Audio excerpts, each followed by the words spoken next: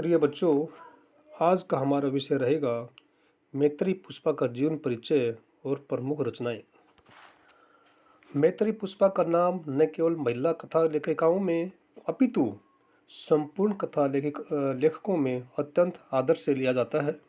उन्होंने 90 के दशक में हिंदी कहानी को एक नई दिशा और मुकाम दिखाया। उन्हें समाज में व्याप्त हिंसा, स्वार्थों की कड़वाहट, बदलते समय के संबंधों में आई कड़वाहट को अपनी कहानियों के माध्यम में अभिव्यक्त किया। उन्होंने अपने कथा साहित्य में लोक जीवन से सीधे साधे नारी पात्रों का निर्माण कर लोक जीवन की गहरी परतों को उगाड़ा है। उनके मामूली किंतु जबरदस्त ईश्वरिया जैसे पात्रों के लिए उन्हें सदा याद रखा जाएगा।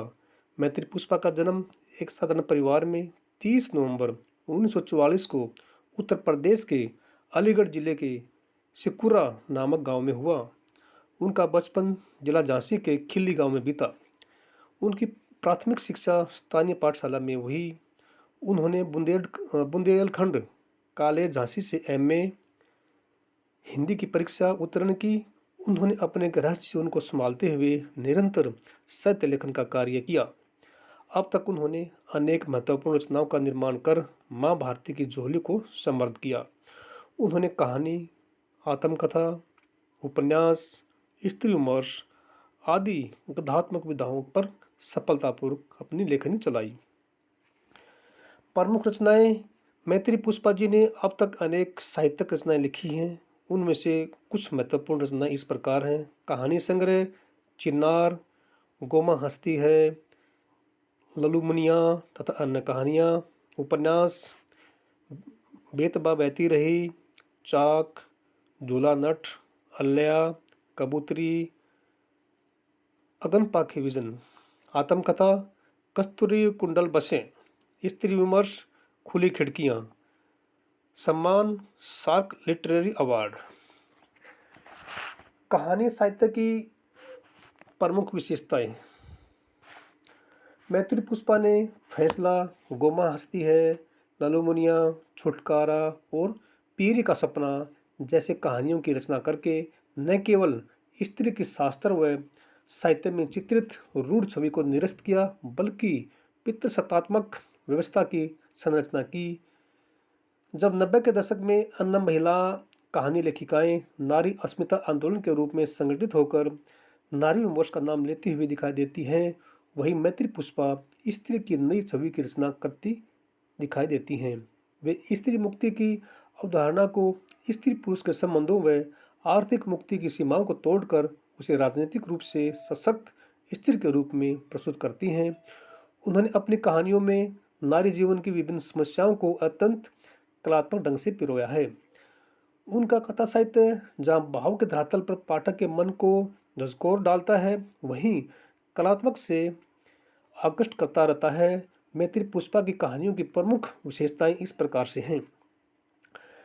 मैत्रेयी पुष्पा की कहानियों की प्रमुख विशेषता यह है कि वे कथानक में विविध घटनाओं को इस विधि से पिरोती हैं कि उसमें एक स्वाभाविक गति, आकर्षण, जिज्ञासा, मौलिकता आदि गुण आ जाते हैं। कथानक आरंभ में जितना सहज एवं साधारण सा लगता है, अपने अंत तक पहुँचते पहुँचते उसमें लक्ष्य को भेदने की मार्मिक अक्षमता फूट पड़ती है। पाठक का चिंतन कहानी के समाप्त होने पर भी उसी दिशा में गतिशील बना रहता है। कथानक लघु किंतु सुसंगठित होते हैं।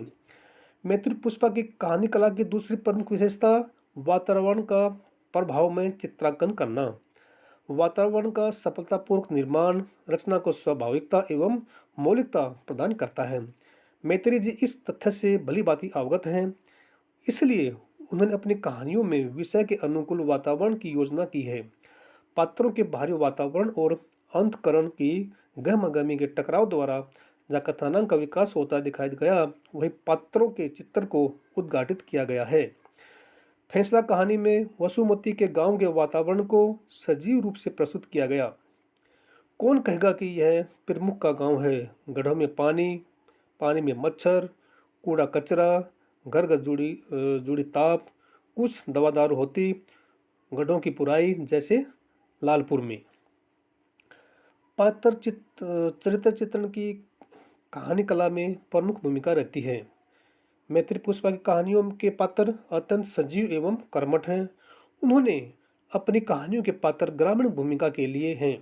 वे देखने में भले ही मामूली लगते हों, लेकिन उनकी कर्मठता और स्वच्छंद प्रवृत्ति पाठक के मन पर गहरी छाप छोड़ती है। फैसला कहानी की सूर्या इस बात का प्रमाण है। पात्रों के चरित्र के रहस्यों को उजागर करने के लिए संवादों या पात्रों के जीवन में घटित घटनाओं की योजना की गई है। लेखिका पात्र योजनाओं के माध्यम से कहानी को उसके उद्देश्य तक पहुंचाती है। पात्रों के बाहरी व्यक्तित्व के साथ साथ उनके मन में चल रहे वैचारिक द्वंद्व का वर्णन करके पात्रों के व्यक्तित्व को पूर्ण रूप से प्रस्तुत करती है। मैत्री पुष्पा की कहानी कला की अन्य प्रमुख विशेषताएं हैं लघु एवं चुस्त संवाद योजना। संवाद योजना द्वारा नाटकीयता का समावेश करने में मैत्री जी अत्यंत पटु हैं।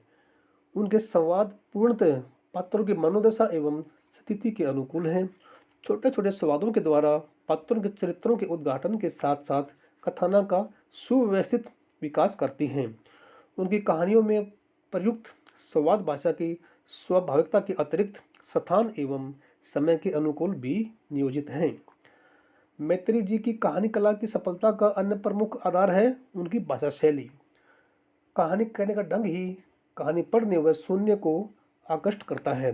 इसलिए कहानी कला में भाषा शैली का अपना ही महत्व होता है। आज कहानी लेखन के लिए अनेक शैलियों का प्रयोग किया जा रहा है। मैत्री जी ने अपनी कहानी कला को वर्णनात्मक, स्वादात्मक, कथात्मक आदि शैलियों से सजाया है। कहानी भले ही किसी भी शैली में रचित हो, किंतु उन्होंने सर्वत्र सरल, सहज, पात्रानुकूल एवं प्रभावशाली भाषा का प्रयोग किया है। फैसला शीर्षक कहानी के पात्रानुकूल भाषा का यह उदाहरण देखिए।